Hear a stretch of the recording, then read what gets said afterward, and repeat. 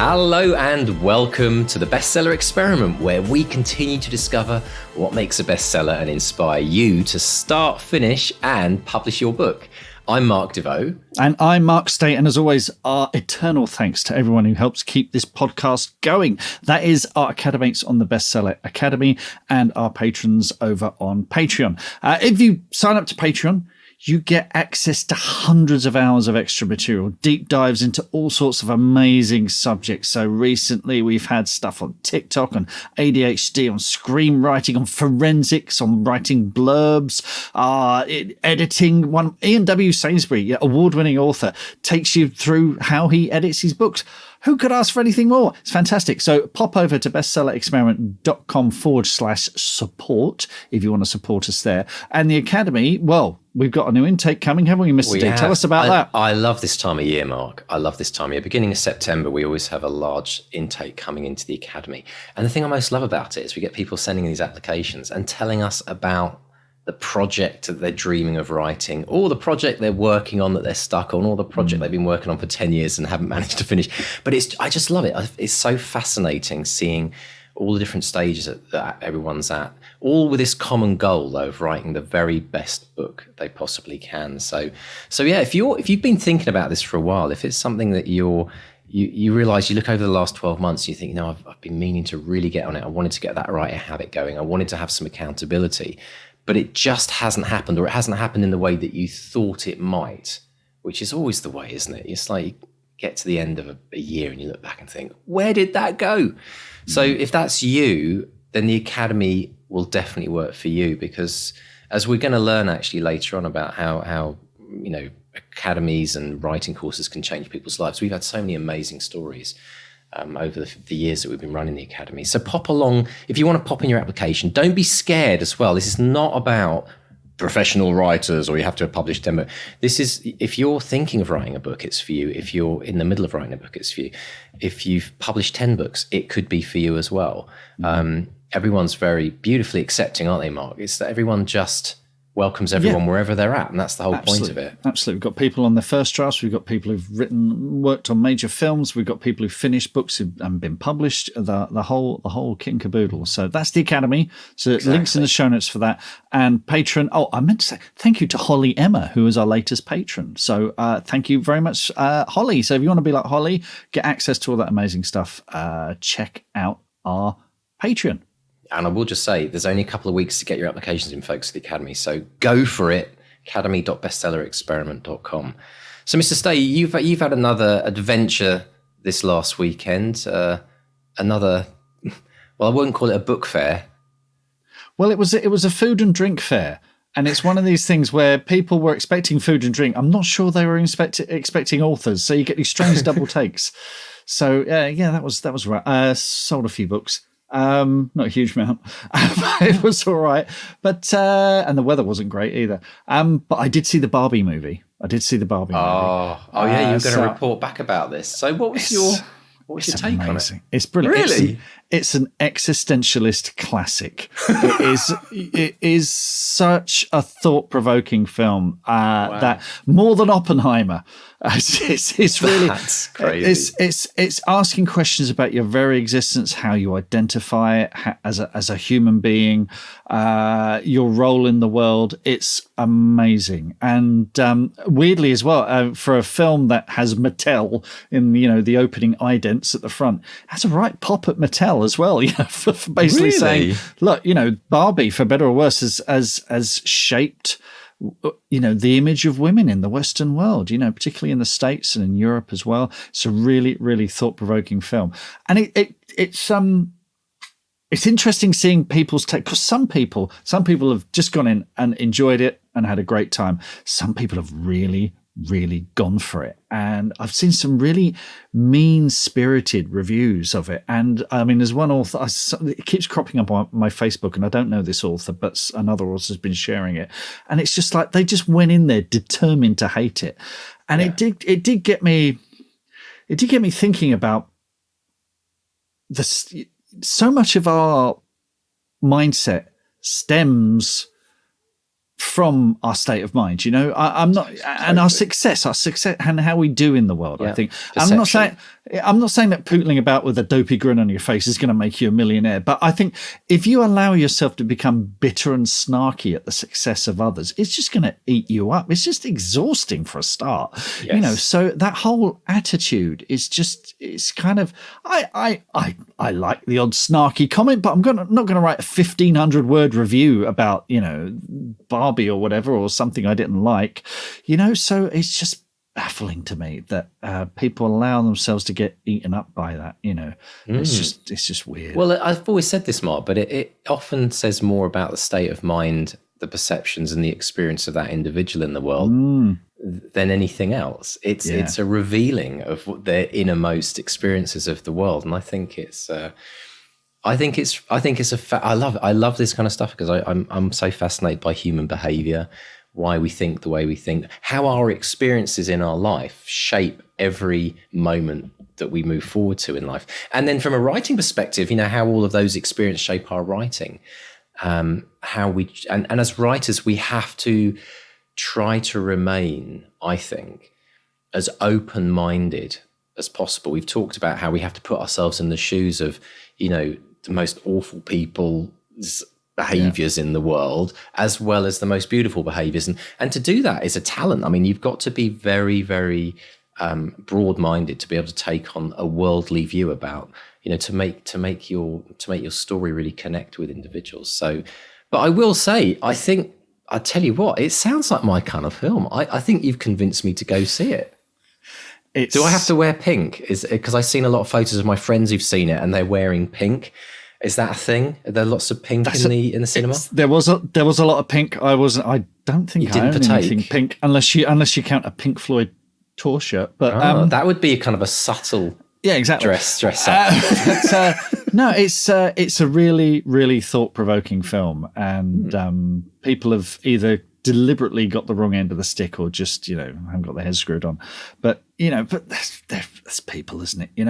One of my favorite characters in film is Donald Sutherland's character in the film Kelly's Heroes, where he's like, "What's with the negative waves, Moriarty?" It's just be cool. Yeah. I'm starting to sound delirious because I hope you appreciate listeners, because like me, if you listen to a lot of podcasts at this time of year, we're recording this in August, all the other podcasts take the summer off.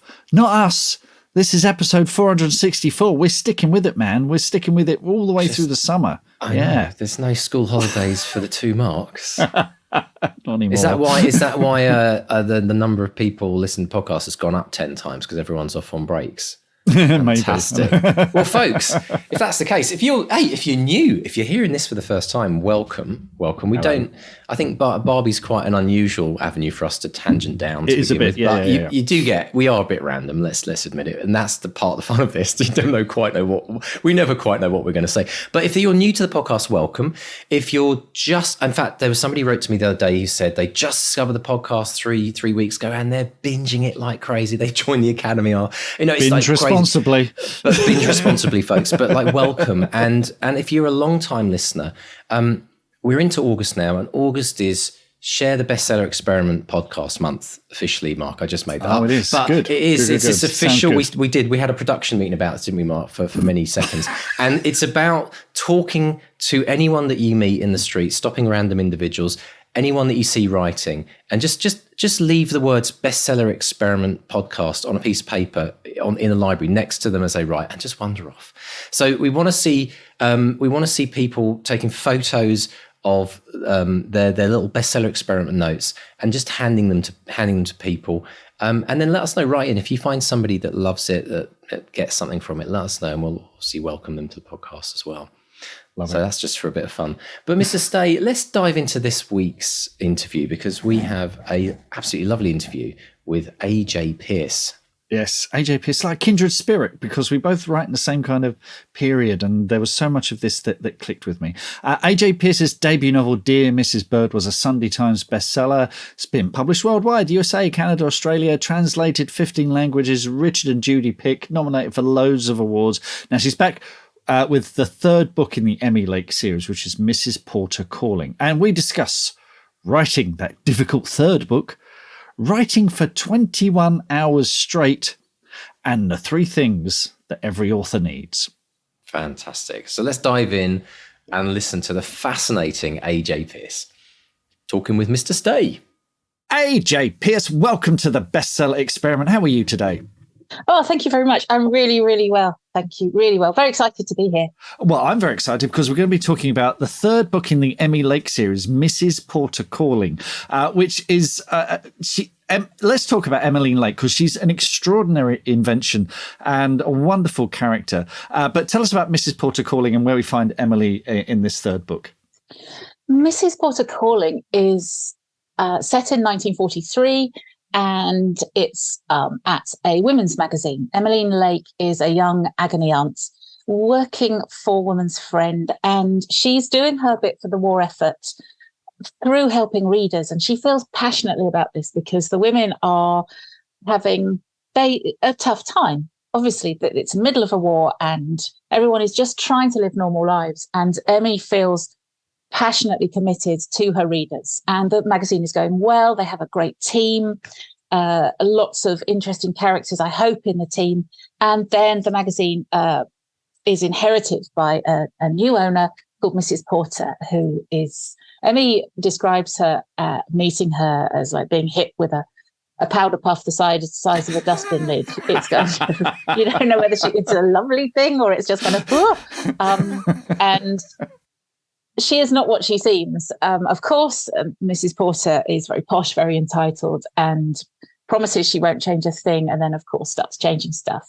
And the book becomes an enormous battle for the good guys to save the magazine from somebody. And I mean, in a nutshell, which clearly I'm not very good at doing, or to fail, it's a story about friends just coming together and just going, right, we're sticking up for what we believe in.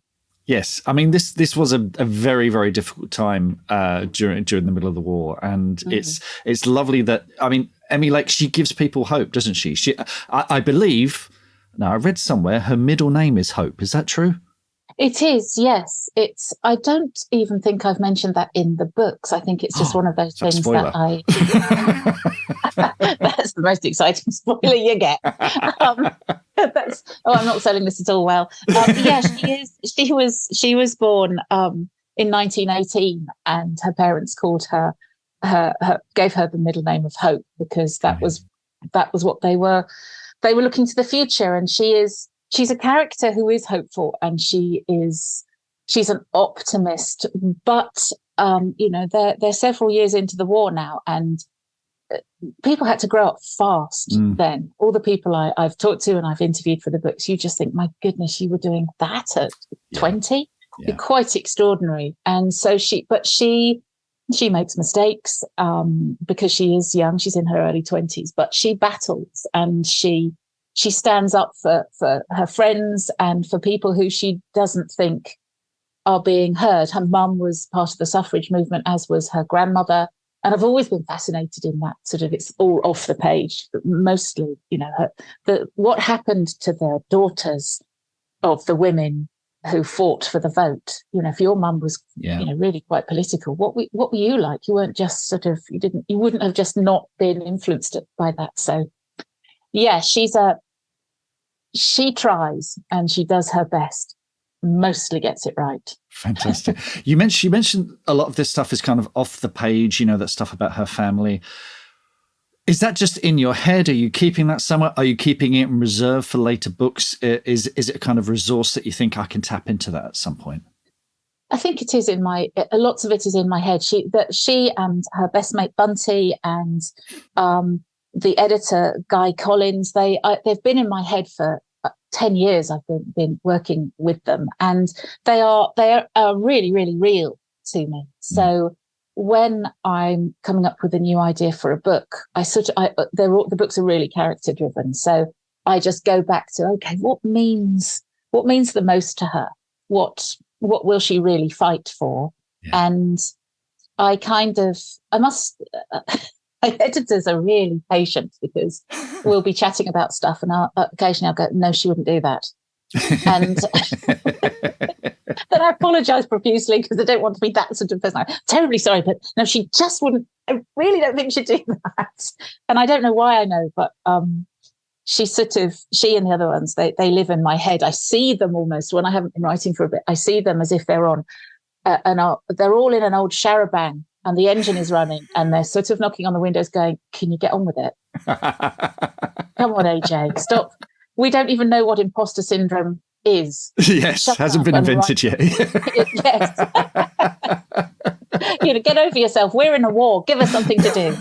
So it is a bit like that. Fantastic. I think one of the reasons, looking at reviews and things, one of the reasons people love these stories is they do give this fresh perspective on a period that we think we know well.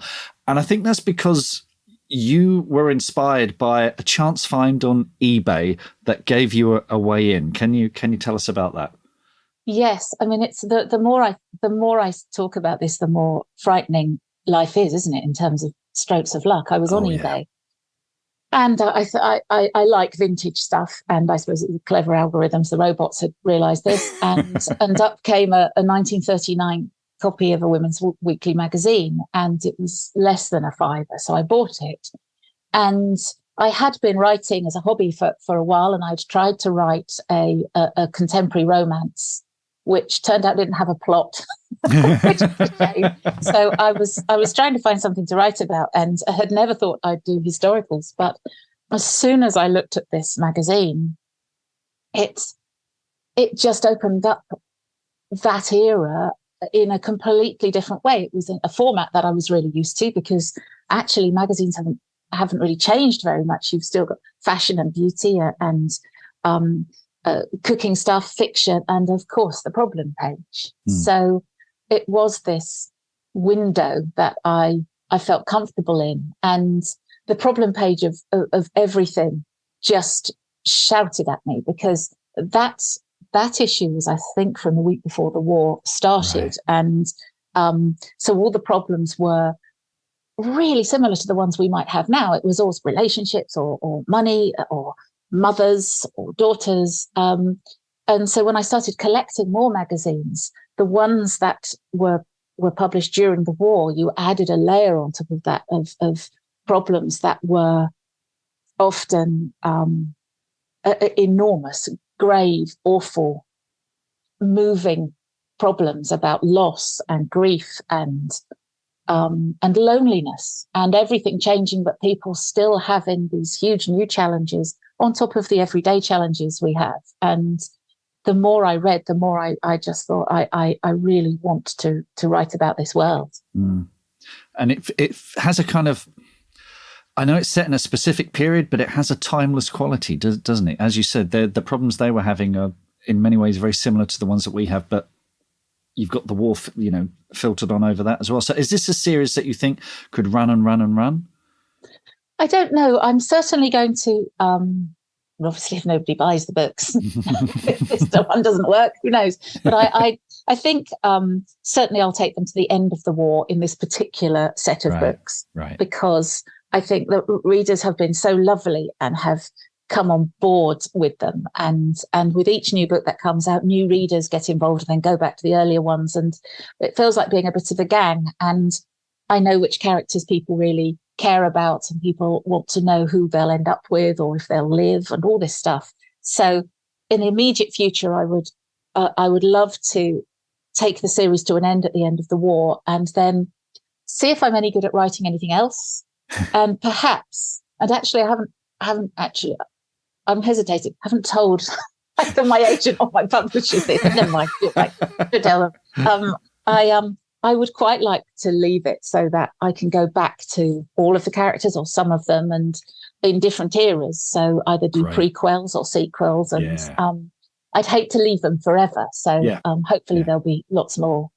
I know the feeling. Now, we talk a lot on the podcast about debut novels. We talk a lot about that second difficult novel, but we don't talk enough about the third. So when you're writing the third book in a series, is it like putting a comfy old pair of slippers, or is it daunting third time round? Or what are the pros and cons of writing a third book in a series? God, that's such a good question. I feel you should be answering this actually, because you're doing loads better than I do. It's sort of my big mistake was thinking, if I write a series, clever old me, that's ticking all the boxes on the characters. I know them. That's going to, hey, well done, which isn't. And what a muppet. I hadn't thought, well, actually, they have to grow and develop and respond to what happened and have half a mind as to where I want them to be in the book after and all that sort of stuff. And I actually love that. I love seeing them grow up and revealing things in the books that perhaps we didn't know, or putting little tiny seeds in that may or may not grow into something in other books. And that, I think, is great fun. And sometimes you get really lucky. I write the books so that they can work as a standalone, so that if somebody picks them up at the train station and buys them, they're going to, I hope, have a satisfying, good read. Yes. But they sit in their own individual plots, but the characters are growing and developing. And sometimes you get lucky. There's a character called Monica Edwards who had got a small role in the second book, and she just fitted into a far bigger one in the third book. So things like that, you're thanking the writing angels on that front. God, thank you, Monica's perfect. I don't need a new character. And that's not being lazy. That's sort of, I know what she'd do. I know her. Yeah, I do that a lot, actually. It's sometimes you kind of think, I need to invent a whole new thing. And then you think, actually, what have I already got in the toy box? Let's have a rummage around. Yes. And you think, there's someone who had one line in the first book, but you can bring them forward and actually they become their own thing. And it makes you look really clever, because people go, oh, you put that in the first book. Were you thinking of that all along? And you go, yes, of course I was. But it's I know. And it is that occasionally there's a new character in this who's only in one chapter. Horace Batley Norris. He's a wonderful man who works for the government. And I just love saying his name because it makes me happy. And as it's in one of my favorite chapters in the book. And he has to come back because he can't just have a chapter. I loved him so much. So he's sort of stuck in the sort of the casting green room, waiting for something that he might. And even if perhaps he's not in the next book, perhaps the one after that, without giving any spoilers away, there's a character that comes back into this current book, into Mrs. Porter Calling, who has been in one of the previous books. And I loved that character when I wrote them. And so I was so excited to bring them back. So that's lovely. But I think for the third one, I mean, I actually wrote 40,000 words of it and then ditched it because it wasn't working. Right. So I feel I'm still learning this game. I feel I'm still in an apprenticeship, and I perhaps always will be. No, I think that's very much the case. So what was it about those 40,000 words? What is it that you'd learned that made you think that instinctively you knew that it was wrong? Well, I had I have hundreds of old copies of Picture Post, and which are great for the news of what was going on at the time, the issues and what mattered to people. And I had got into an issue which I think would make a wonderful novel, but it was pretty serious. And there are very serious issues in the books I write, but it was a really good learning as a writer that there are some issues I feel equipped to handle, and there are other issues that I was writing and I was thinking, this isn't the right book for this story. This isn't doing this story justice. And actually I'd have to explain a whole ton of stuff and then get Emmy to care about it. And I was up against a deadline was looming, and everyone had loved the idea, the publishers and stuff. So I just sat there and thought, I'm not the right author, or this isn't the right series to be trying to do this. And as the other thing I've learned is, whenever you say, I'm not going to meet a deadline or I can't do it, tell them what you can do. Yes. Don't just be difficult. Say, I can't do this, but I'll try and do that. So I had this weekend of walking around my house, pretending I was on a writing retreat with other authors, talking to myself out loud and doing the the Agatha Christie thing that your best ideas come when you're doing the washing up, crashing around in the kitchen. Thinking, okay, what does Emmy believe in? What matters to her? Would it be this? No, I've done that. That wouldn't work. We can't have that character. How about if that happens? And came up with this over the weekend and then sent it in on the Monday and said, look, I'm really sorry. I've come to a dead end on this, but what do you reckon of this idea? And luckily, it's worked out. So brilliant. It's a drama, isn't it, really? It is. All of it self-indulgent. I can't do it. But I just thought, no, you're well done for trying, mate, but you're not the right author to be right to doing this justice. Yeah, no, I know that feeling. I've been through that myself. Let's go back to where it all started, because as I understand, you started out writing a combination of poetry and Blake Seven fan fiction. Can you tell us about that? I did. I wrote terrible poetry as a teenager. I mean, it was very sort of, everything's awful and it's not fair type stuff, which will never see the light of day. And I had written poetry as a child. I thought being a poet would be a really brilliant idea, which I still think, but I'm really rubbish at it. And I think I'd got a certificate. It may have been from the Daily Mirror for a writing competition when I was 11. I did a poem about a bus station. So I peaked really early on that front. And then, the Blake Seven stuff, we all used to love Blake Seven. And I guess that's really early fan fiction, I suppose, in a way. And so I used to, obviously, all longhand. I wrote for me and a couple of friends. We were in it because we all sort of wanted to be in it. Yeah. Because it was exciting wearing really cool outfits and running around a lot and shouting. And rather than being a rather boring person, being a boring teenager in Basingstoke, which is what I was. And so I used to write them, and our version was we were sort of in a Blake Seven setup, but we could time travel, which was an excuse to go and meet the Beatles because I was slightly obsessive about them at the time. And we were always in trouble. Me and my mates Bryn and Anne were always in trouble with the Federation, whatever that was. Yeah. Brave renegades, which of course I wasn't in real life either. And so I can remember writing stories, and I think once or twice we sat down with one of the old one of the old tape recorders, right, and read it out with us playing ourselves and brilliant and everyone else. So I loved it. I'd still quite like to do that, actually. Yeah, no, it sounds great. It sounds absolutely brilliant. So I'm sure they were dreadful, but we loved them. how do you get from there to Dear Mrs. Bird, which was the debut? You mentioned a rom-com that had no plot. Can you tell us anything about that? Yes. Well, I was reading and still do and absolutely love them. Authors like Katie Ford, Jill Mansell, Judy Astley. And I'm a big believer when you write the sort of books you want to read. Yeah. And so my first effort, I'd been to a writing course at the Arvin Foundation, an introduction to writing, which was totally life-changing. Just, oh my goodness, I'm allowed to be creative, and I don't, I'd sneaked off from work, taken some holiday and not told anyone I was going on a writing course because I thought they'd think I was being full of myself. And I loved that you could make stuff up and people were kind about, were encouraging no matter what you wrote. So I tried to write a contemporary rom-com, and then I went on another course and had one of those brilliant one-to-ones with a proper author. I mean, real literary one. And he was very kind. And he said, so what happens? And I looked at him rather blankly. And went, well, this young woman goes back to her hometown and, I was having such a lovely time writing dialogue and characters that nothing much really happened. I think I put in a car chase at one point rather randomly because I thought that counted as plot.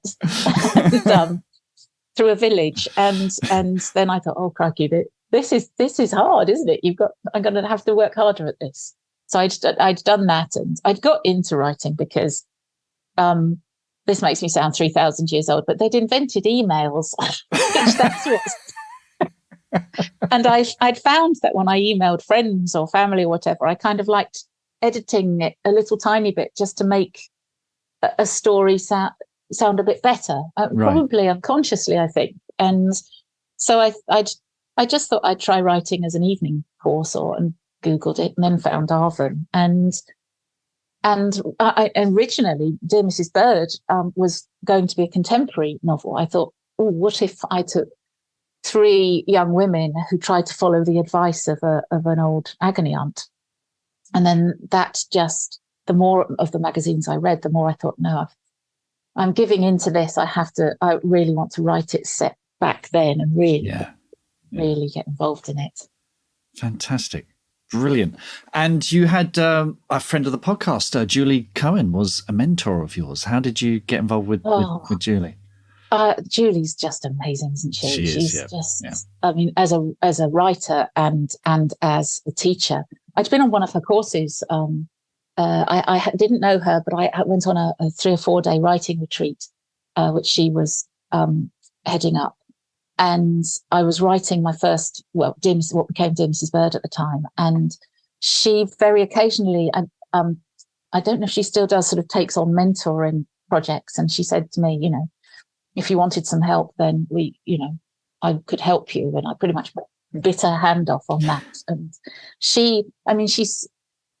it's just really super lucky to be in a position where you can do that. And she saved me probably a year of going down the wrong storyline, because right. I put too much into that book, and she just helped me get to a place where I could send it to an agent and be in with a shot of being noticed. So Julie was she does, if ever anyone sees her giving advice or lectures or anything, honestly, grab it. Yeah. She's great, isn't she? She is great. I saw her at the RNA last year, and she was just running up and down the aisle, and it was really energizing as well. It was really good. She's great. Really, really good.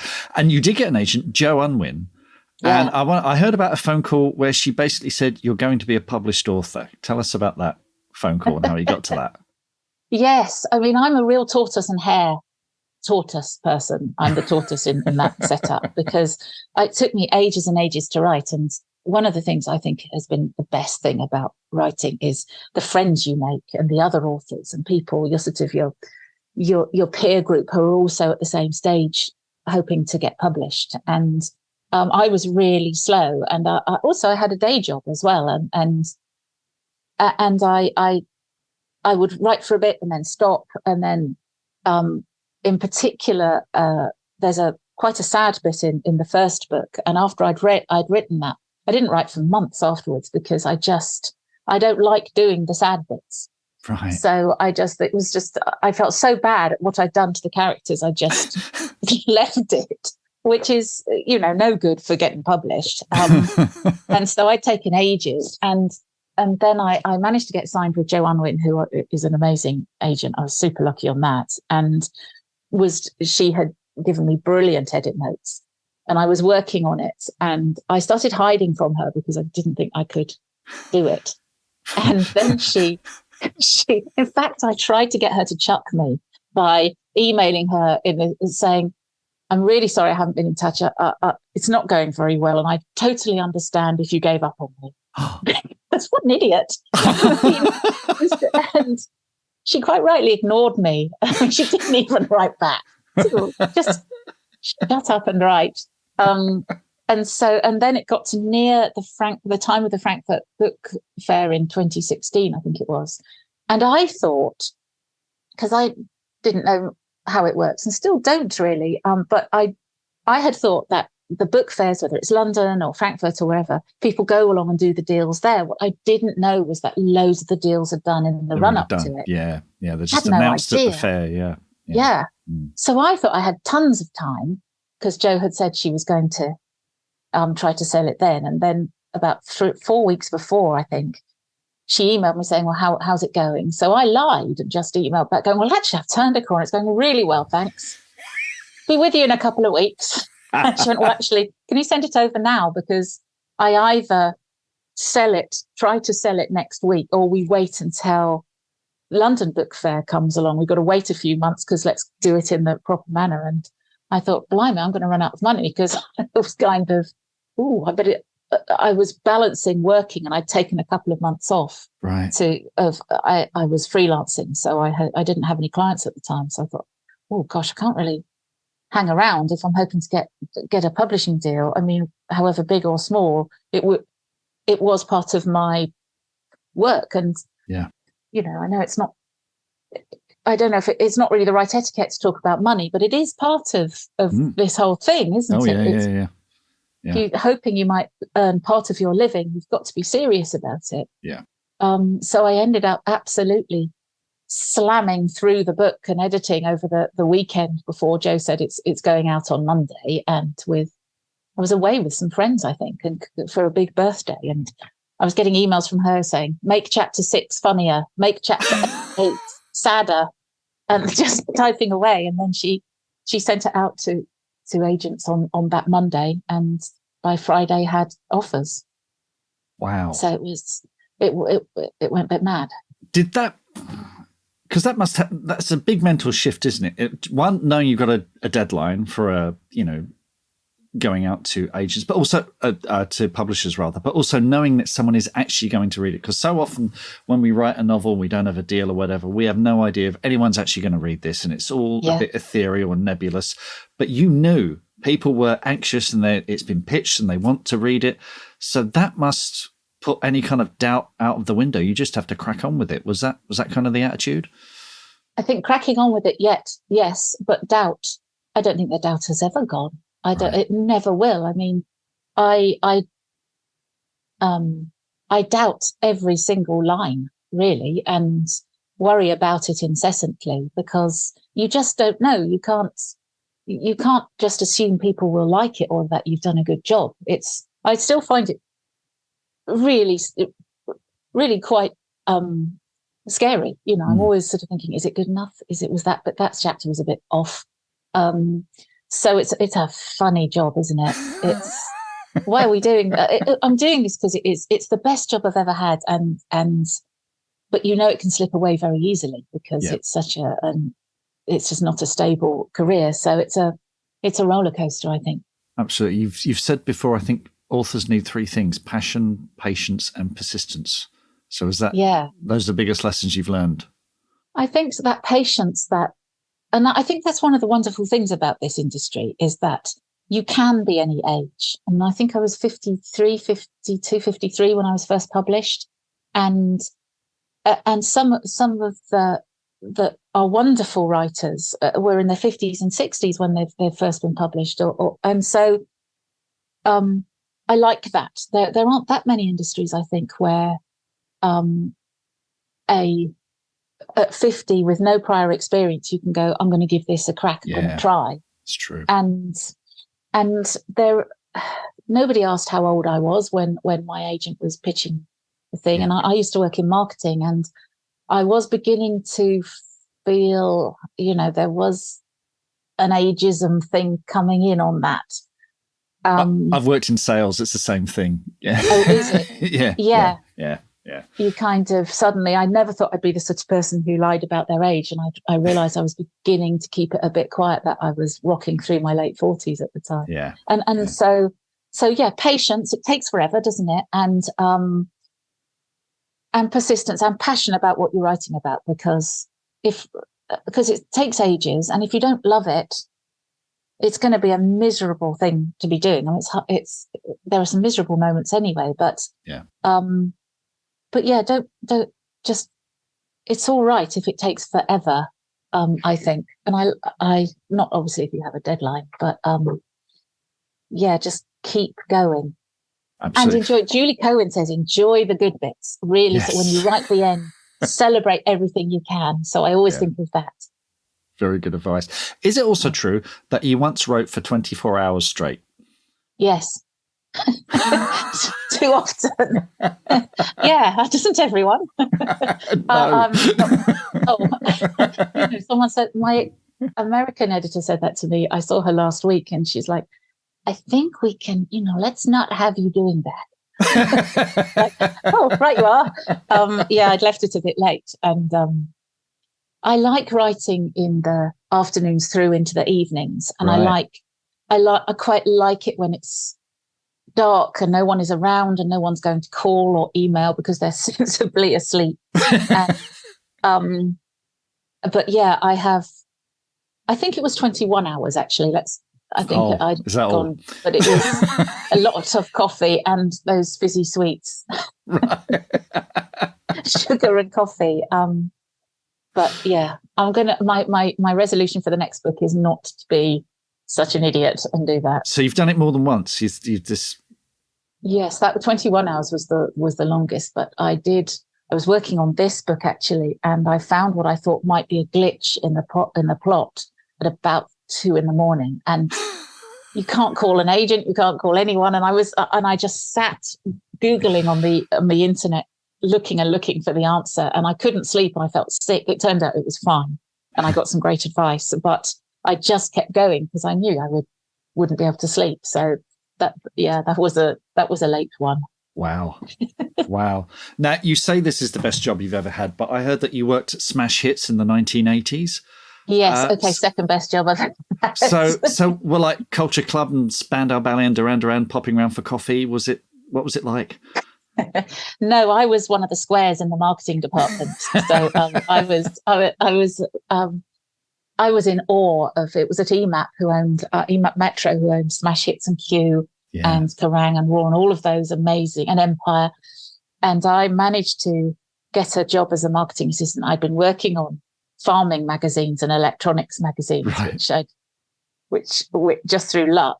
And so I got to I used to go around to the editorial offices and just totally starstruck, sort of walk in, and I'd only be stuffing envelopes or something, but stuffing envelopes for an early issue of Empire, and putting the copy of Empire into the envelopes and seeing, names of famous people and their agents' addresses in LA, and just, it was like, this is amazing.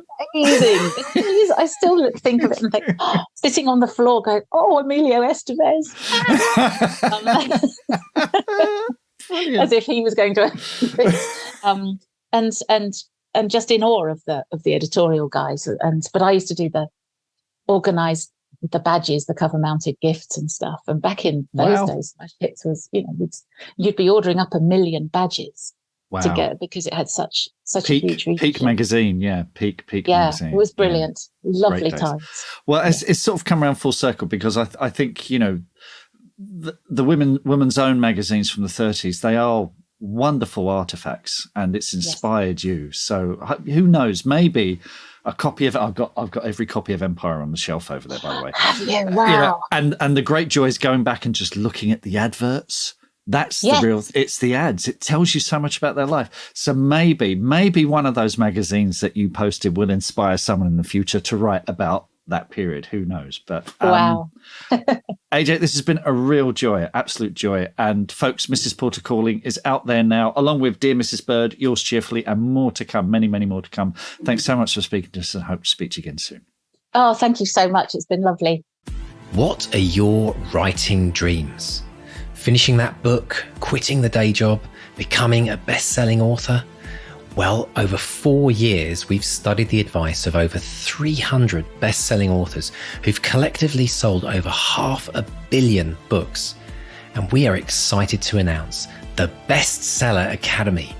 If you're ready to take your writing to the next level with accountability, craft, and coaching, your bestseller dreams are now only a click away.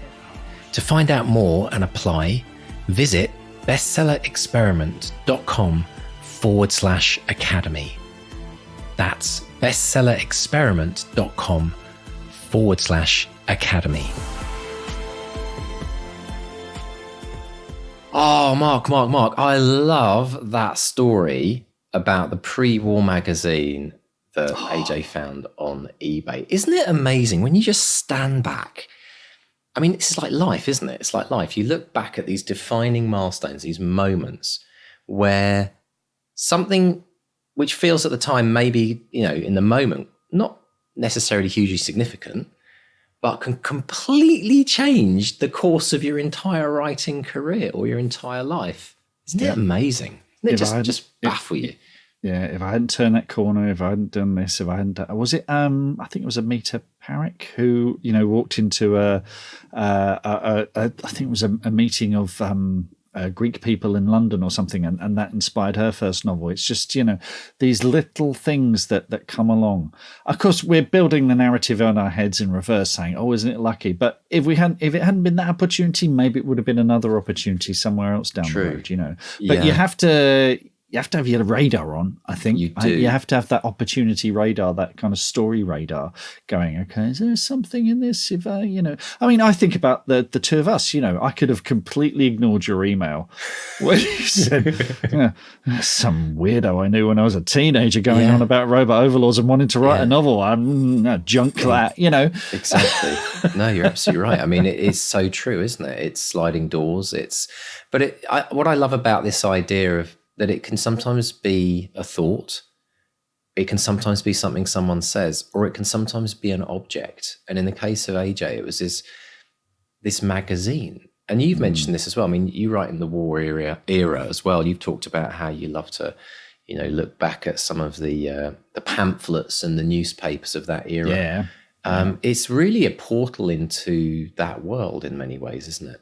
Yeah, well, as we were saying at the end, it's those little quotidian things, those little day-to-day things, the adverts. Like for The Holly King, I've got a character who's a postman during the Second World War, and I went to the Royal Mail Post Museum where they had all these magazines from the 30s, which, the people who worked in the Royal Mail and the post offices and sorting offices, they all read. And the articles were interesting enough, but it was the ads. There were these ads for like embetterment. It's okay. You're working for the Royal Mail, but maybe you want to work for the civil service. Come and do this exam. Little things like the kind of shoes that they would advertise, comfortable shoes because you're on your feet all day, and so it's all those tiny little details that make a massive, massive difference. Which makes me worry about anyone trying to research what we're up to today, because we have fewer and fewer magazines. And it's the ads. It's the those little bits of Lonely Hearts columns. Do you remember? Right, we were looking back at. I think I told the story that I gave my daughter for her 18th. I gave her an entire stack of all the newspapers that were printed on the day she was born in 2002. Right, brilliant. And the thing that blew me away, like you think about pre-war, obviously everything's different, but the thing that completely blew me away that she started laughing at when she was flicking through it, she goes, "Dad, there's like a encounters section." I'm like, I was like, oh my gosh, that's true. Like before dating websites apps. and Tinder and apps, it used to be, and just some of the little, you get like 50 words. And it was I think this was in the Sunday Times. This wasn't like, the Sun or something. It was the Sunday Times. So it was just the way that people would present themselves in 50 words or less to try to get a date. And my daughter just found that hilarious. And I thought, wow, this is like after gramophones. This is like in this century.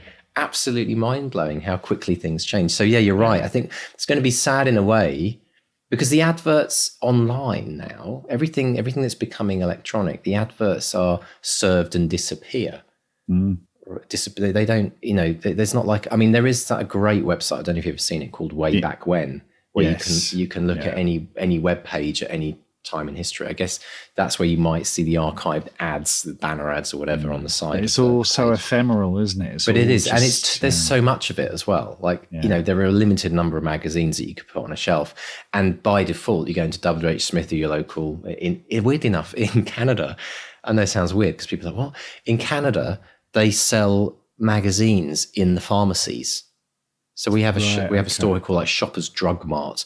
And it's got like, all of your Tylenol and your painkillers, and then you've got your magazines and books, and they carry about like 15 books. That's it. I'm always curious as to who gets those 15. It's such a small area, but it does it does make you realize that in the magazine world there is still a limited amount of space. So only there's a filter mechanism where the magazines aren't any good. They don't last, or they become very specialist or mail order. So it'll be sad if it goes one day. I know, and they are becoming more collectible, and things like catalogs as well, like the K's catalog and the Argos catalog, which are these for non-Brits, these big chunky catalogs that have everything you can want in the home, stuff for the kitchen and the bedroom and toys and things like that. You go back and look at those from the 70s and 80s, and it's like time travel. It's just amazing the little things and the clothing and everything else. So it's they become these brilliant slices of social history, and if you're an author, this stuff is gold, absolute gold. Yeah. Quick aside, in England we have the Argos catalogue. In America they had the Sears catalogue. This is the thing that everyone would pick up for Christmas. The kids would pick up for Christmas. I think it was last year or the year before. Amazon sent me in the post a Christmas catalogue. Like, how mad is that? Like, Amazon, the online store sent and printed a glossy, like really high end Christmas catalogue that came through the mail randomly, I think in November. So who knows? Maybe magazines will be a bit like vinyl. I don't think they'll ever go, because it's like books. People have a tactile need to want to hold things, and there's nothing better than having a magazine lying around that you can pick up and look at whenever you want. So interesting stuff. The other thing that AJ said that I found interesting, and I think this would be a real inspiration for a lot of people who are struggling with their first drafts. This idea of knowing when to start over. She wrote 40,000 words and ditched it. And I loved the way that she, very humble in her attitude. I loved it. The way she said, I'm still an apprentice. And I think if we all take on that idea for our entire writing lives, it keeps us humble in terms of what we're doing. But how much courage does it take to know that some ideas are not the right time for the book, and actually consign those words, not to the bin, but to the, what do we call it? Dead idea bucket, I think that's what we have the dead ideas bucket in Scrivener, don't we? It's very, very bold thing to do, I think, especially if you're on a contract as well and there's a deadline. And I love her attitude, which is, she says, like, if you can't meet a deadline, but tell them what you can do.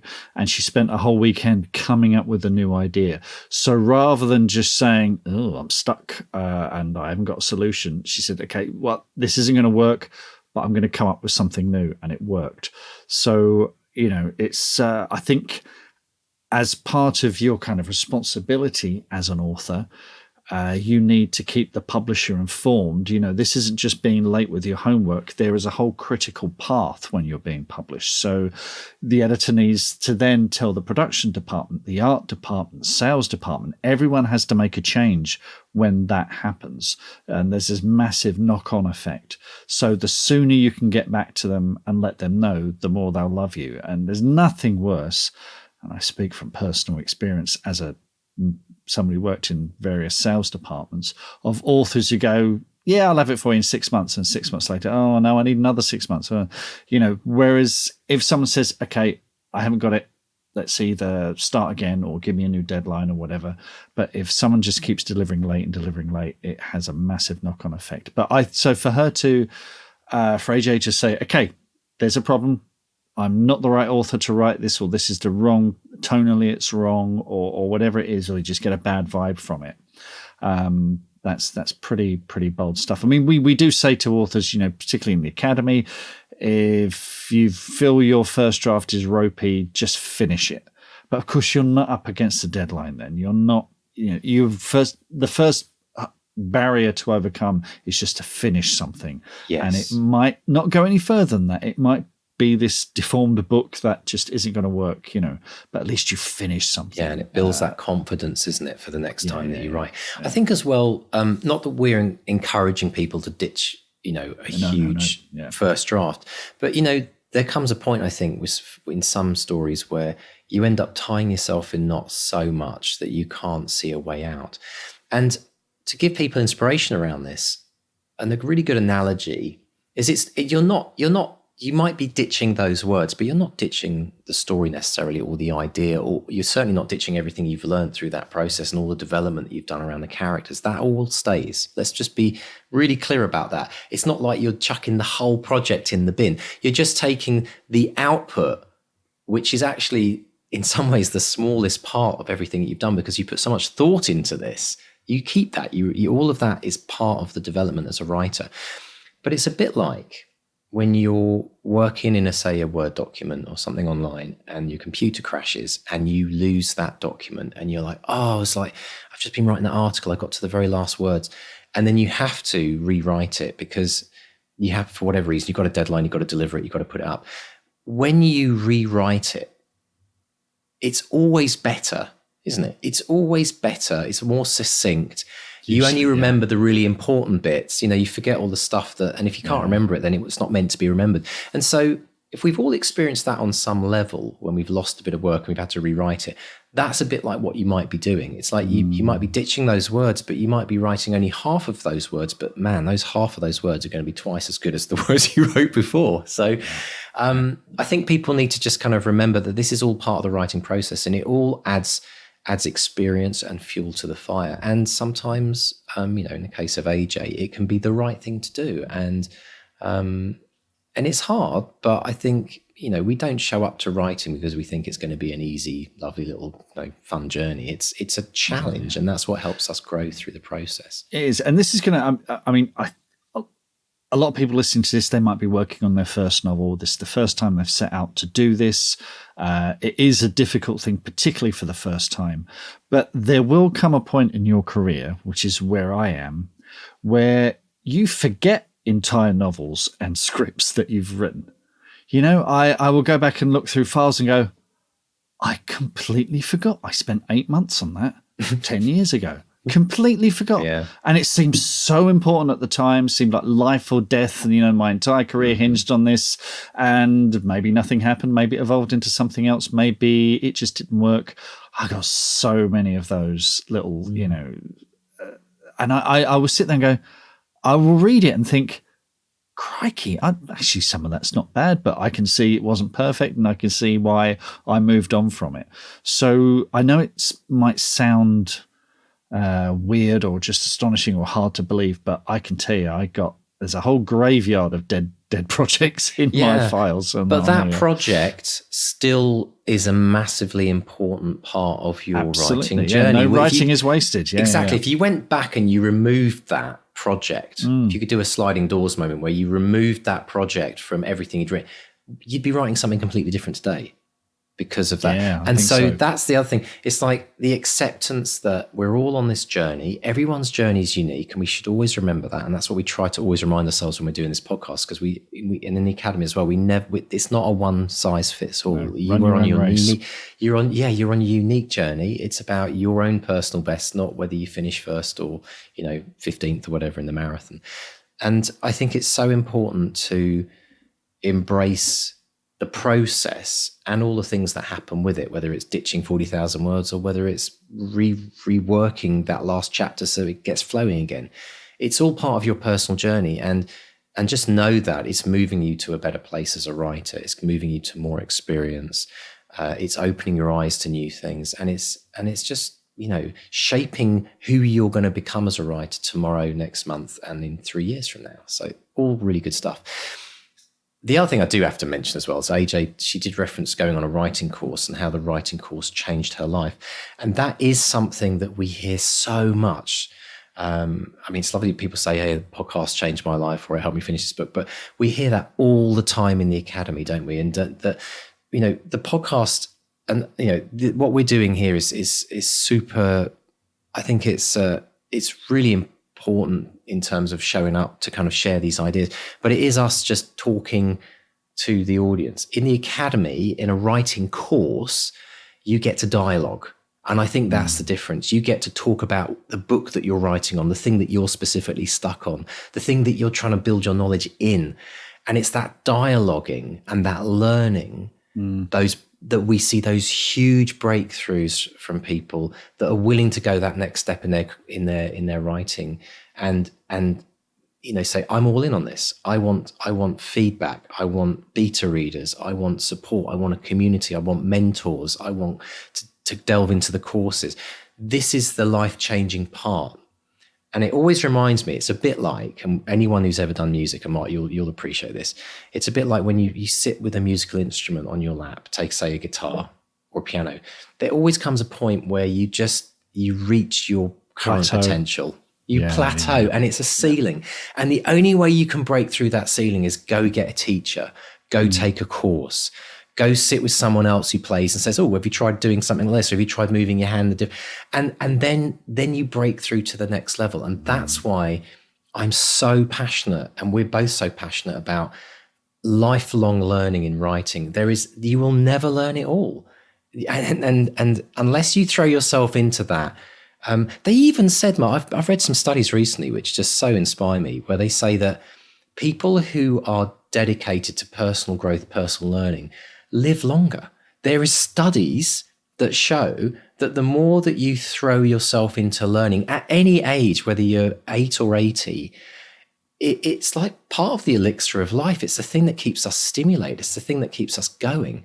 So I'm not saying that join the academy will make you live 20 years longer, but that's a cast iron guarantee, listeners. Cast all your money back. But do you know what I mean? It's like, and I must say, from my own personal experience in life, I've always been fascinated by learning. I love to learn. I'm fascinated by the world. I'm fascinated by people. I'm fascinated by things I haven't yet discovered in life.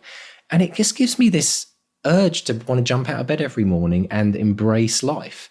And I think once you really get that, then so many of your problems go to the, some of the challenge you have, because there's always something exciting to learn. There's always something new to experience. Absolutely. In life, right? Absolutely. You can go to the Barbie movie and enjoy it, or be a grumpy old git and gripe about it. Exactly. The choice is yours, listeners. Yeah. Brilliant stuff. I love it. But folks, if you'd like to join Mark, there's so much more to discuss here. If you'd like to join Mark and I in the extended, we are going to talk about, and Mark's going to do this whole section on organizing your series universe, which is going to be absolutely fascinating. So join us for that. We're also going to deep dive into the challenges of writing emotional and distressing events. AJ Pearce talked about how, sometimes you have to stop writing for months, writing the sad stuff. We're going to delve into that and talk about how you can come face to face with those difficult moments in your book and why they're important to do and how they help you grow. We're going to delve a bit into book fairs. We're going to learn a bit about the secret mystery of what actually really happens and these idea of deals being done in the run up to them. We're also going to talk about the importance of the first drafts and how not to doubt every single line, as AJ Pearce did, and how when you write to a deadline, it helps you write without a filter. And then finally, we're going to talk a little bit about ageism in other industries and how it doesn't matter whether you're 50 or 80 and you're writing your first book, everyone is welcome.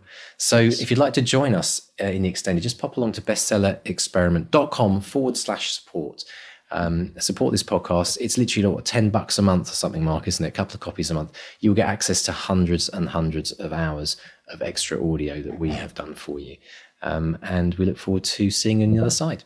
So folks, thanks very much for joining us in the extended this week. Let's dive straight in and talk about, let's do it, Mark. Let's go into organizing your series universe, because there was a big section that AJ Pearce talked about, prequels, sequels, third books, and this idea of big part characters who take the lead. And I know that kind of inspired you to kind of talk a little bit more about how to organize and world build within your series.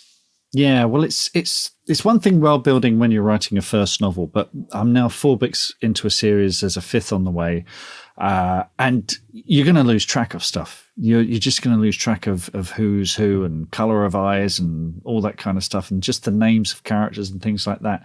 So it's something I do ask series authors when they come on a podcast.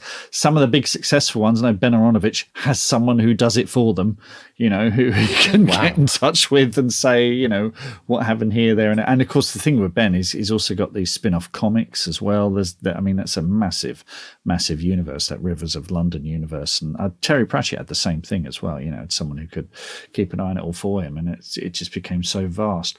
So it's something I was very aware of early on. So some people use Google Docs or spreadsheets or Word docs, but whatever you use, try and keep it all in one place. So I use a Scrivener Bible, and I'm just going to share the screen here. So I'll talk through this. So if you're just listening to the audio, I'll give you an idea of what we're looking at. But if you've got the YouTube link, then you should be able to see that on the screen now. So this is a copy of my Woodville Bible. So this isn't bang up to date. So there's the bang up to date one's got all sorts of spoilers. So I've sort of deliberately kept that. But here I've got all these files. So here are all my human characters. So there's my lead, Faye Bright. So sometimes it's just the basic stuff because I'll forget when she was born. So this tells me she was age 17 in the first book, which means she was born sometime in 1923. In fact, I know I can tell this isn't up to date because her birthday is actually the 30th of October. It's the day before Halloween. So it gives you, and there are bits of descriptions from the books as well, little things like that. There's her mother, all sorts of other characters, Charlotte Southall, and reference photos as well. So that's from a Carry On movie. All sorts of little things that help me visualize the characters if I ever get lost and think about them. Got magical characters as well. We've got the village, where it's located, and some visual references too. And the way I update this as well, if there's something that I see, so I have things like notes for future books here as well, bits of research, all sorts of research here. So that's the film A Canterbury Tale that I watched. So I sat there taking notes all the way through, little bits of, dialogue that I thought, oh yeah, I can use that. There's a bit where a garage owner says the word yeah. And that was a massive moment for me because yes, I can use the word yeah in my book, and because this film was made in 1940. So It's just there as a reference for me. The great thing about Scrivener as well is you can save web pages too. So, if you can save little web pages, import web pages and just save them in there. So yeah, it's all there. It's all there for me to see. Now, the other resource I have is I've got my books as well. So I buy all my books, which sounds terrible. I buy all my books from Apple Books because then I can have them on my phone. And here they are. So if there's a passage, and of course they're all searchable as well. So if there's something I want to find, I can just let's not do that. I can just go in there and check them. And here are all my research books as well. So I can go in and check things as well. And it's rather than go to the index and try and find something, if you just type so for the last book was set in Christmas. So these books here, Nella Last War, Mrs. Miles' Diary, View from the Corner Shop, these are all diaries that people kept during the war. I can just type in Christmas and it'll bring up every instance of Christmas, and you find out what people gave each other for Christmas, what sort of decorations they put up, all those kind of things. So that's where the ebook thing really, really helps. So quick question mark on that. So when you search in the library, does it search across all books?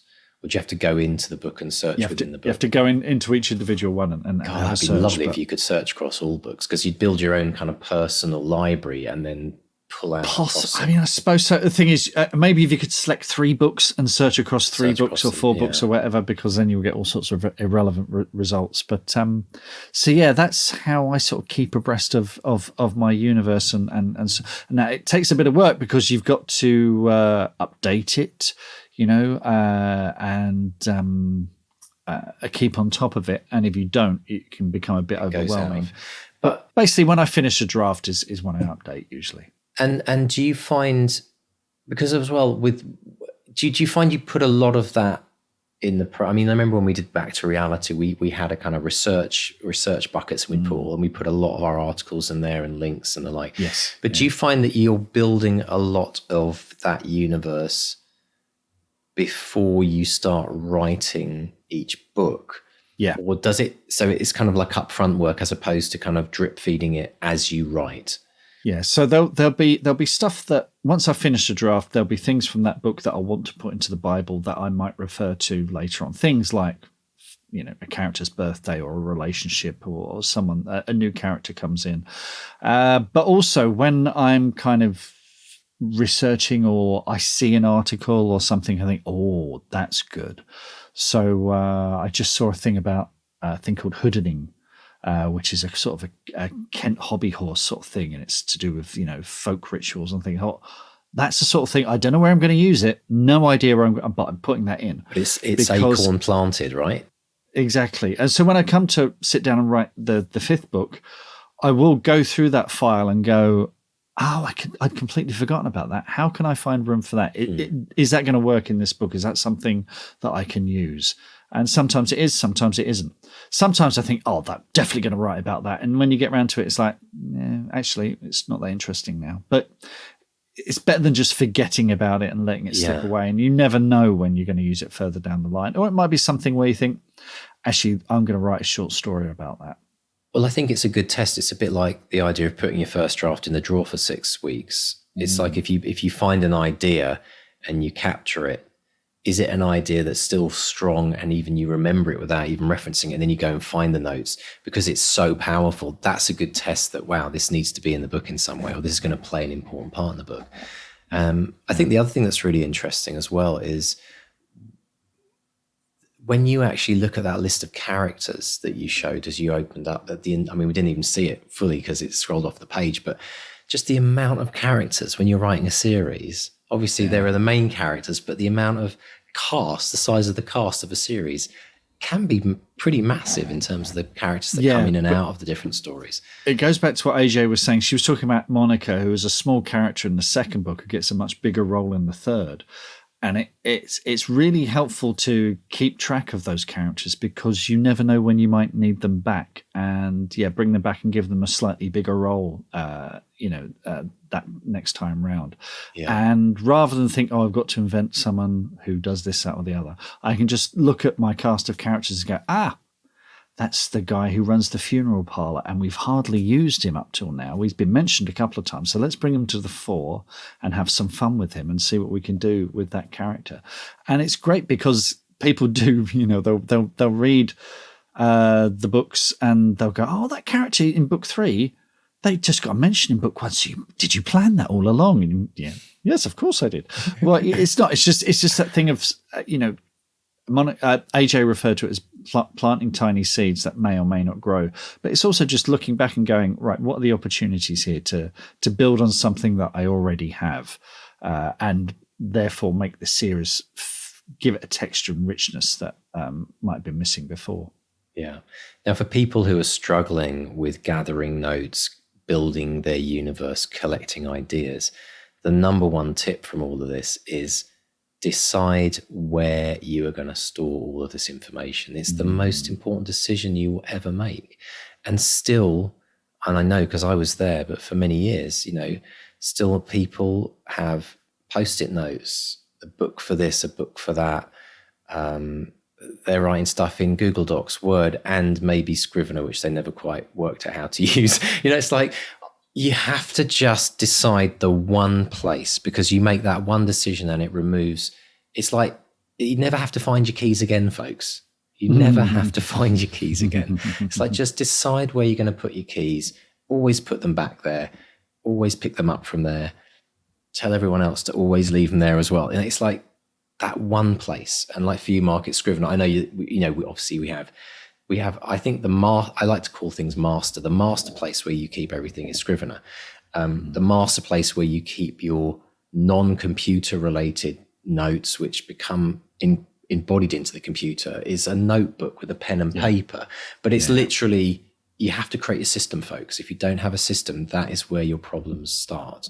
So if you want to learn how to do that, well, we talk about it in the academy, so pop along to that as well. But right, let's talk a little bit about the challenges of writing. Well, the challenges of writing emotional, distressing events. I found this really interesting that AJ said that when she writes the sad stuff, she sometimes had to stop for months because it affected her so much. It got me thinking a bit about someone who's learning to be a surgeon, but at first is distressed by by blood or by people that have had major accidents coming into A&E. Have you found, Mark, as you've gone through this process of writing challenging events, that you do build a bit of a thicker skin to it and some calluses which help you not have to take a break from writing? There isn't usually drawing on some kind of emotional memory in the way an actor would do it, which, I got some experience of. And it can, I wouldn't say for months or for weeks, but you might want to take the rest of the day off sometimes after you've written a pretty harrowing scene. Although sometimes they can be the most fun to write as well. I mean, not, you know, I guess it depends whether whether it's connected to your own personal experience in some ways, right? Yeah, if it's bringing, maybe. If it's bringing up grief for you, or if it's bringing up like trauma from something that happened in your past, right?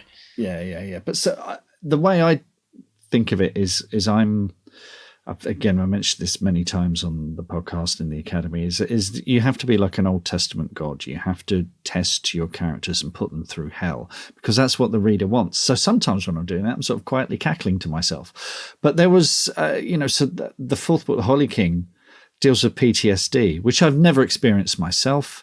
But I spoke to a couple of guys, military guys, the things they told me that they have been through. And it's just, and you think they've got to live with this for the rest of their lives. The things that they have seen in places like Bosnia and Northern Ireland, and your heart breaks for them. And there's a part of you thinking, God, am I trivializing this by trying to translate that and am I the right person to do this? But I worked closely with them. I had conversations with them before I wrote those scenes. Then I wrote the scenes. Then I gave them the scenes to look at. And they were quite emotional about it as well. They flattered me and they said, you really captured something here. So I and it'll be interesting to see how people react to it when it comes out in September, because I think that is some of the most traumatic stuff that I've written. But it's come from a very honest place where I've had, and I can only get a tiny sense of what those guys have gone through. But we had Zoom conversations. I recorded the conversations. I'd write this stuff down, and you'd sift through it, looking for the things that you think, okay, well that has an effect on me, so that's going to have an effect on the reader, I think. So you approach these things with compassion and care, and you want to get them right. And they are difficult to write, but then you sit down and watch, the Barbie movie, or you treat yourself to an episode of a cartoon or a sitcom or something like that. It's that's how I do it. I think it's really interesting because there are many people listening to this right now who've experienced deep trauma in their life, PTSD on different levels. And I've obviously spent a lot of time working with people like that throughout my coaching kind of career as well, because it all comes up in that. And, experiences obviously on my own, in my own life as well. And I think that there are two sides to this. There's the side where, like AJ was talking about, is when she writes about something, it becomes a trauma in itself almost, that she has to kind of recover from before she can start writing again. But then there's the other side of the coin, which are people who show up to write because it's that therapy for them. It's about actually releasing through words, describing in some fictional sense something that they actually experienced in real life. And that can be really cathartic. And so I think it really depends on where the person is at. I think everyone is ready to deal with their own traumas in life when they're ready to deal with them. And for some people, showing up to write a book and to write a scene which embodies some of the things that they really experience, and they're channeling it through this character, can actually be completely the opposite of stopping writing for a month. They might speed up in their writing because they're releasing all of these things. And it's like letting it's like, awful analogy, but it's like lancing the boil in some ways. It's a release. It's a relief of the pain. And so I think for anyone showing up in this, if you're writing, and I always encourage people to do that, because if you want to write emotionally, then write about your emotions, write about what you've experienced or what you've experienced through other people's journeys.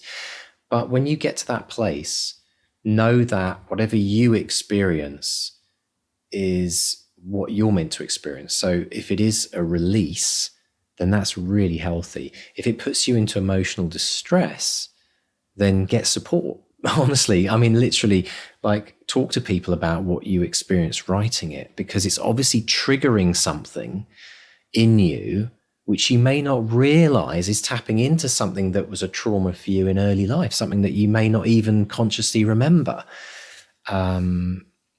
So the beauty of it is, ultimately, it's all good. You know, the end of that process, whether you keep writing or you have to take a break from writing, the processing of what you're doing is ultimately going to mean that you're in a better place when you come out of the end of it. So that's the beauty of writing. It is a therapy on many levels. And we've seen that, Mark, haven't we? We've seen just how many people have had breakthroughs to their writing when they've used it to deal with things in their own life. And I really do think you connect with the reader when you're able to do that, whether it's disguised through someone else's story, or whether if you're writing a biography, non-fiction, a memoir about your own life, or just keeping a journal. Just keeping a journal. Yeah, exactly. Absolutely brilliant. So yeah, if you're in that place right now, just let you know that we're with you in this. We want you to know that yes, it's an individual journey, but know that you are not alone in that process of going through what you're going through, and trust in the process. Trust that on the other side, you will have moved further forward, you will have grown, and you will feel better, even if it's just a little bit. So if you've got anything around that you'd like to share with us, in the podcast, so we'd love to be able to talk more about this, because we really are big advocates for mental health and writing. So do let us know, drop us a note, go to the website and the contact form. But let us know if you want to remain anonymous, and if we're going to kind of tell some of that story on the podcast, for sure. All right, Mark, moving completely on from that, let's talk about the wonderful world of book fairs. Which is a bit of a jump. But book fairs have always fascinated me. Deeply traumatic for many people. Yeah, by the end of the weekend, my gosh, the cacophony of tinnitus. But I do think that book fairs are one of those dark arts to people. It's like it's like like Hogwarts. If you're not allowed in through the front door, you always kind of wonder what goes in on the inside. But it sounds like it's very much more than just what happens on the weekend. Yeah, it's all very stage managed. I mean, the London Book Fair do open their doors to authors now. It's every April, so it's definitely worth going along if you want to see what the publishing industry looks like and meet a few people. It is a working festival. No, fair, not festival. It is a work, so like my agent goes there every year, and they have a whole agent section, which is sort of blocked off from, the riffraff like us, where my agent sits at a desk along with his colleagues, and they will just have meetings all day, just doing deals, discussing books, pitching books, talking about rights, translation rights, international rights, all that stuff. It's a great forum. Sounds like speed dating, Mark. It kind of is, yeah.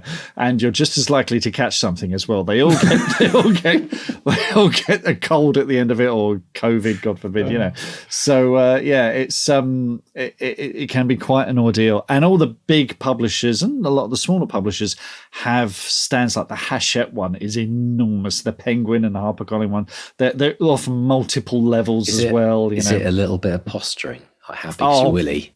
Definitely. It's we can charge our phones on this one. We've got snacks, got Kit Kats in this one. So it's it is. But it's also where they announce things. And as AJ was saying, from the outside looking in, you think, oh, so-and-so's just announced a 3-book deal, 6-figure international rights, world rights, or whatever, blah, blah, blah. You think they've done it on the day. No. This was all decided weeks ago, but they will say, we're going to announce it at the book fair. Because that's the forum where you say, ta-da, this is the big... How do they announce it? Is there some kind of ticker, like in like a stock market, which announces every story that happens? It's the books. The bookseller does a daily edition for the fair. So there will be, and of course the bookseller's social media and website and daily newsletter, pumps out stories every day. Which begs the question: if everyone holds on to release their news on that day or those days of the book fair, doesn't don't a lot of the deals just get lost in amongst all the really big things? And isn't it better just to kind of announce it beforehand? Well, you want to talk about dick measuring. I mean, I've seen people in the upper echelons of big publishers foaming at the mouth because they had a big announcement and someone else's other big announcement sort of came out of the blue and stole their thunder. Oh. And it can get very, very competitive. And at the book fair, there's a pop-up branch of the Ivy. You know, the restaurant. There's a pop-up Ivy restaurant. Because where I used to work at Orion, we used to be in Covent Garden, and the Ivy was across the road. And the Ivy was where you took your authors for lunch for a big posh, and it's where celebrities would go to be seen and things like that. So, you know, there's still all this weird kind of, you know, posturing going on. Yeah.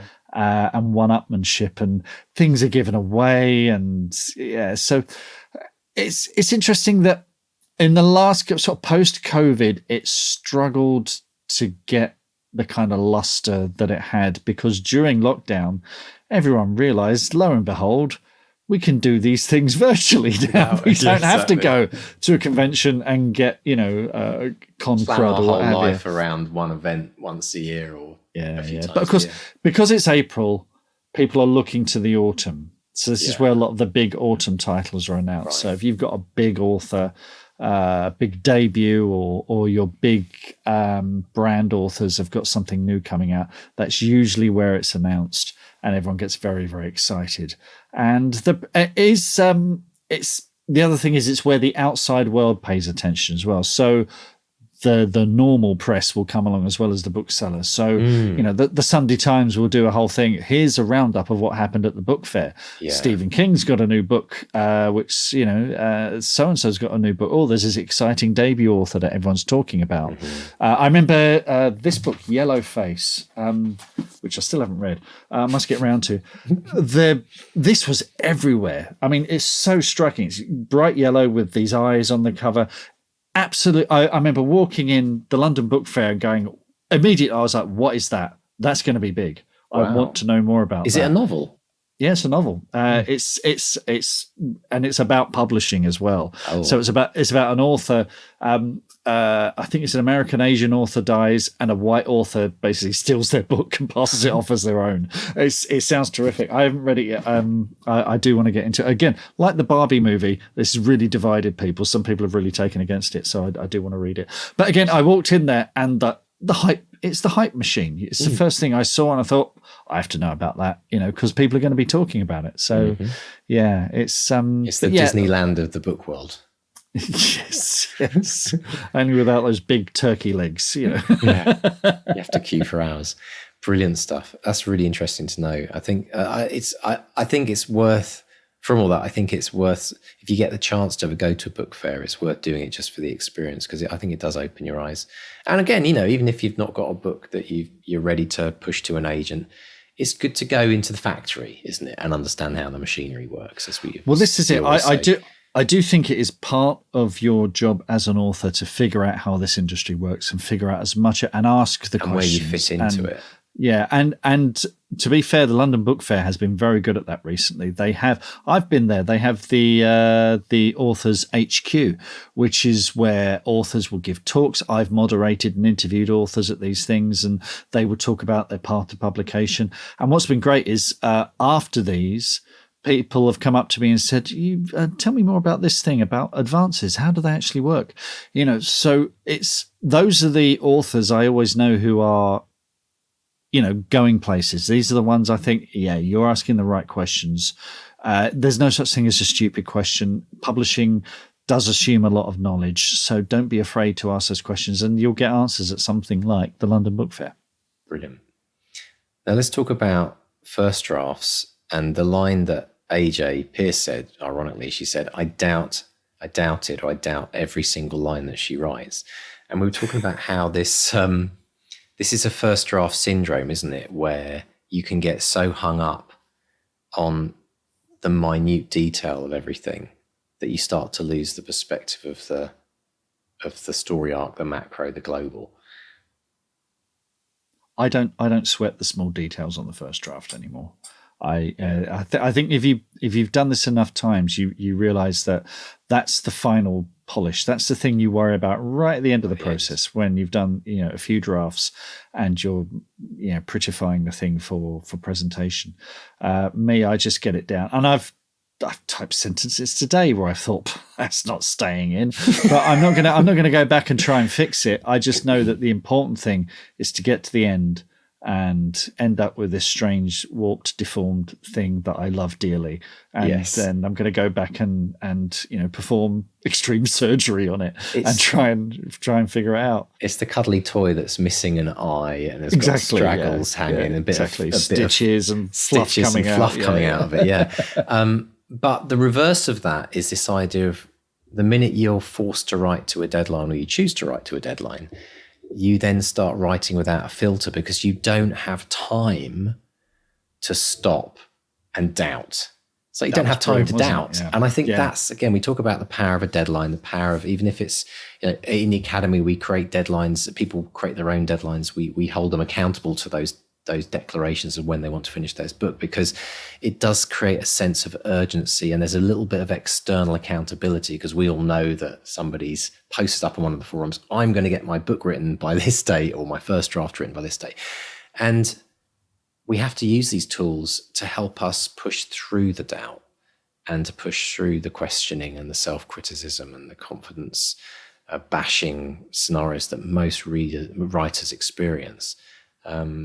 I mean, it's a different mindset as well, because basically what happened is AJ's agent, Joe Enwin, said, people are waiting for this now, and we need to send it out to them next week. And knowing that people are going, because very much we're screaming into the void with this. If we're writing, especially if you're writing a first draft or something, you've no idea. I spoke earlier about all those abandoned novels that have gone absolutely nowhere, and you write them and there's all this doubt, and you think, is it even worth doing this? Who's going to read this thing? But if someone taps you on the shoulder and says, all the major publishers are going to be reading this next week, and there might be an auction, that's one way to focus the mind. I mean, you have to wonder if maybe Joe Enwin, was bullshitting and just thought of that to finish it. I'm not accusing Joe of anything like that, but you just think maybe can you adjust your own mindset, thinking, okay, I don't know if anyone's actually going to read this, but let me just fool myself into thinking, right, everyone at HarperCollins is going to be reading this next week. I have a theory about that. I think we can try to do that, and we can fool ourselves into thinking we can fool ourselves, but ultimately, how do we do it? It ultimately doesn't work.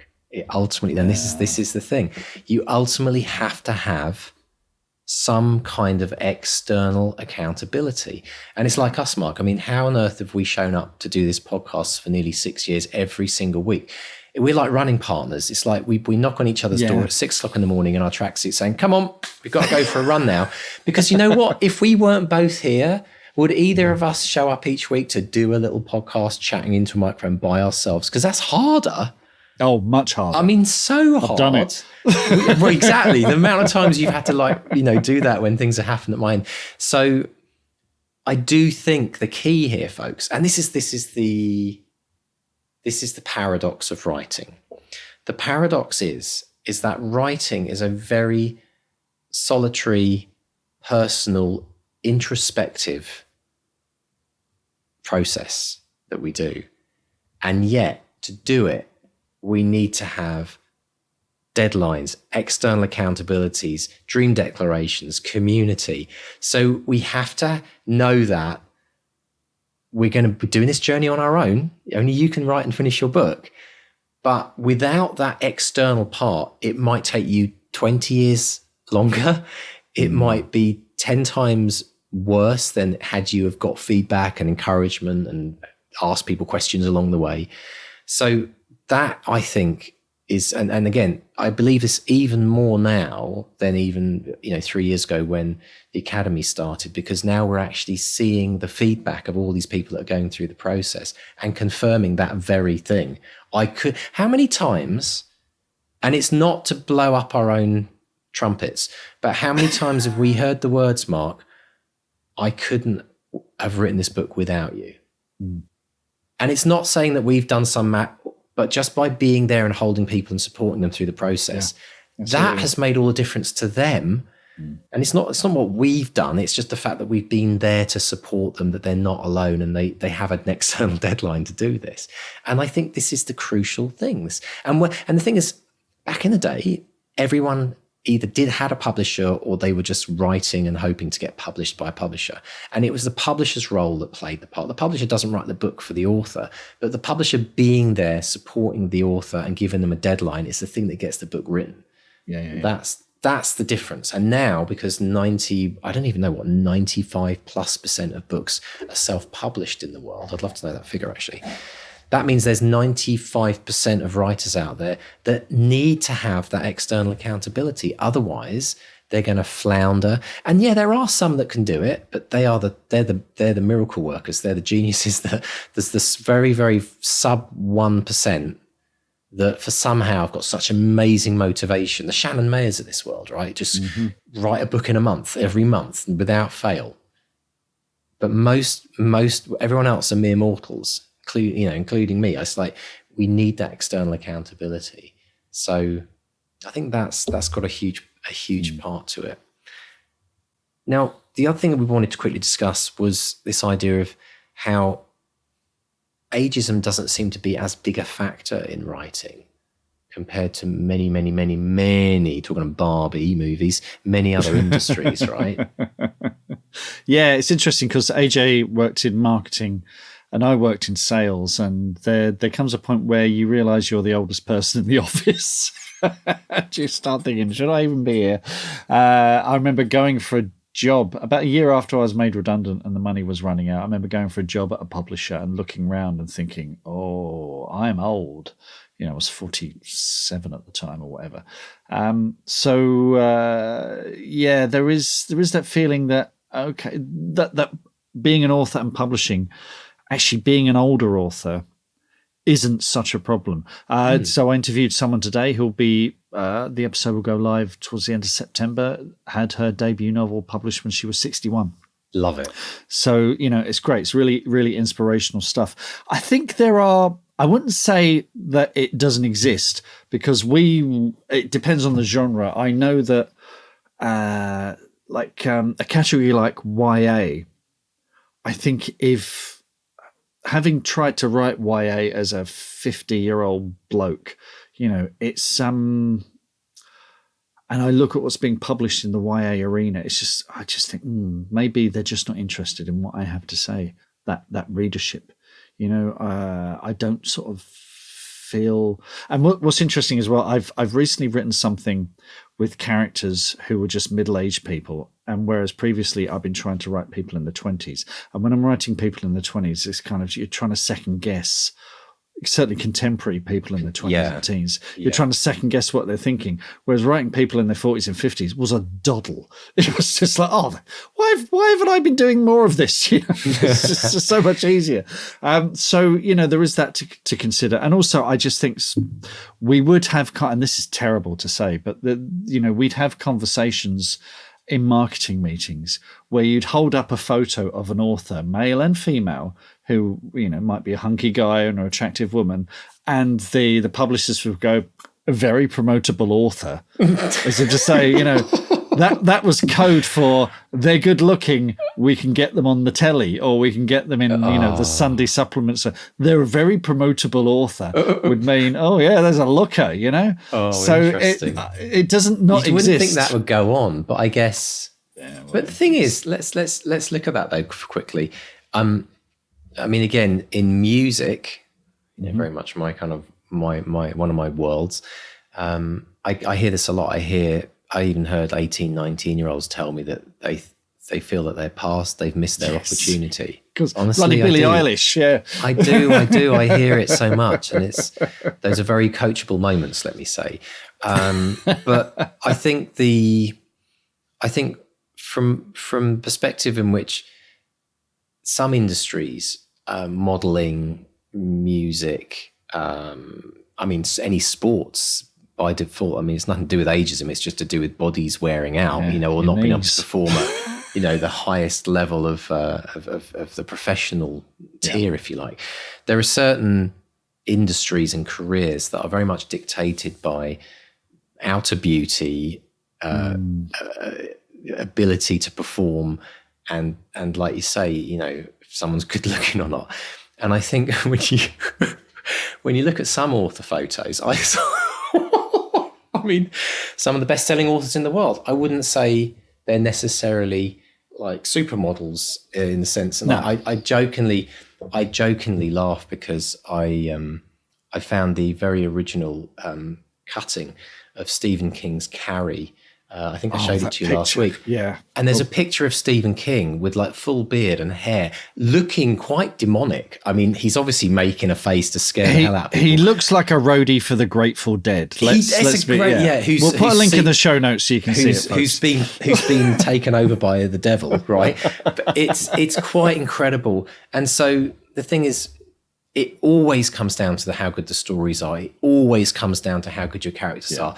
Yeah, if you're photogenic, then that's going to be great because on the back of the book you're going to have a nice picture of yourself that you may put in. A lot of authors don't do that, but that helps a little bit. But it doesn't define whether you're going to get a bestseller or not. And I love the fact, and I really want to celebrate in this moment the fact that we are all engaged in a world where to the day that we die, whether we die, at 120 or 80 or 40 or whatever, we're going to be accepted and welcomed, and no one's going to tell us, you know what?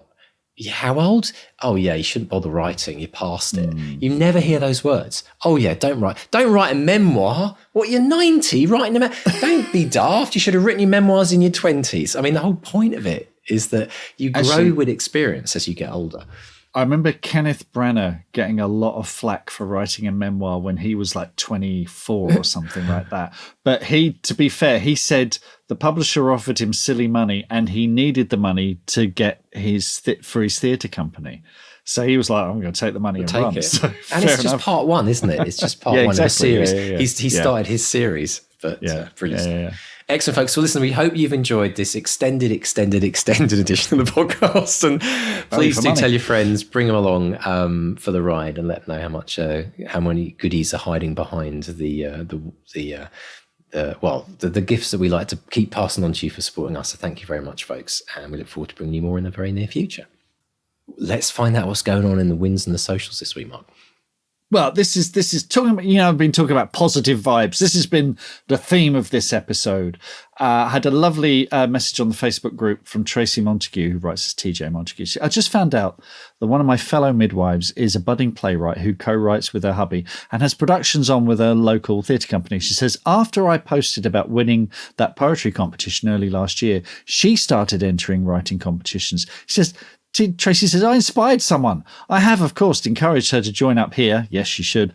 Amazing how you don't know what someone's thinking until you ask. So, this is the whole paying it forward thing. A bit of positive vibes from Tracy there has inspired someone else, So pay it forward. Tell your friends, people. You never know where it's going to end up. What if? I mean, firstly, brilliant. Thank you for sharing that, Tracy. And this is so embodying everything we always talk about on the podcast. But here's a thought for everyone. What if the reason we show up as a writer, what if the secondary reason is we write books? And what if the primary reason is we inspire other people? Wouldn't that be quite incredible to think that that is the reason why we ultimately write? And if we had even an idea of the people that we inspired in life generally, like whatever we do, I mean, writing's one example of how we inspire people maybe. But if we had any idea of the effect that we had, and Tracy, going back to what you just said, how many other people have you inspired that you don't yet realize or will ever realize that you've inspired? It's always a much bigger group of people than we can ever imagine. So thank you for reminding us of that, Tracy, and absolutely everyone else. Think about that. It's so important. It's huge. Yeah.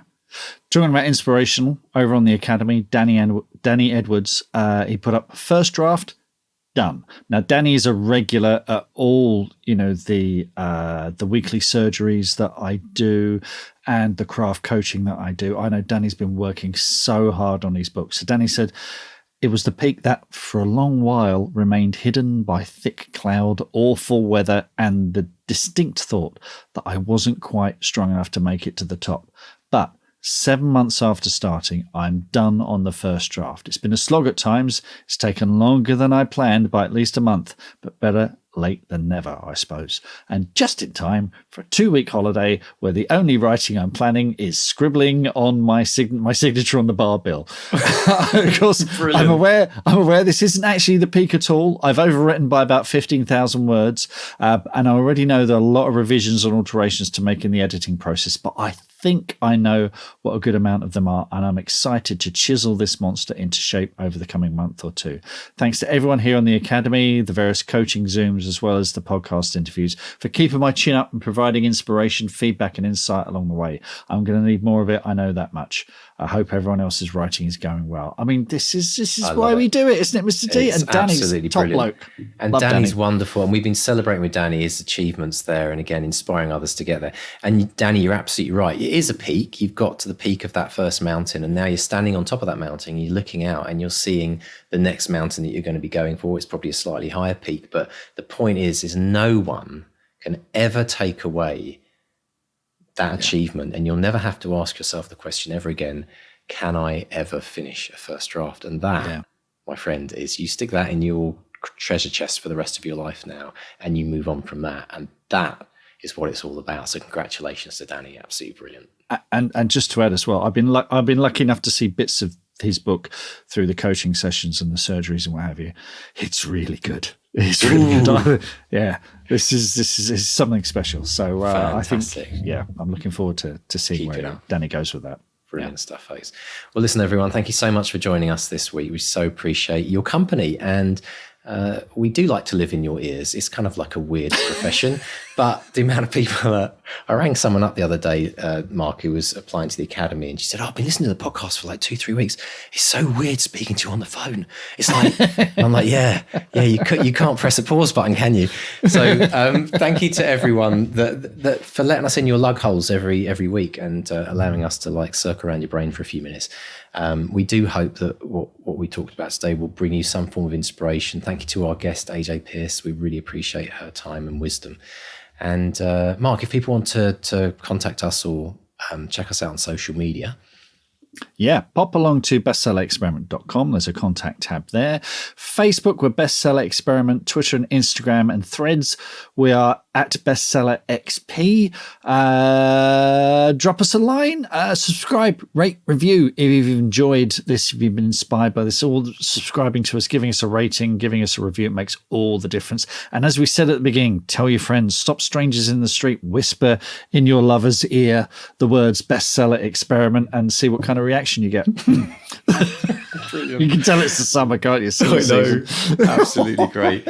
Brilliant stuff. And folks, if you've been inspired this week, hearing about what goes on in the Academy, you want to make it happen. It's incredibly affordable. We would love to be your mentors. Join us this September for the ride of your life, breakthroughs you probably never knew were possible.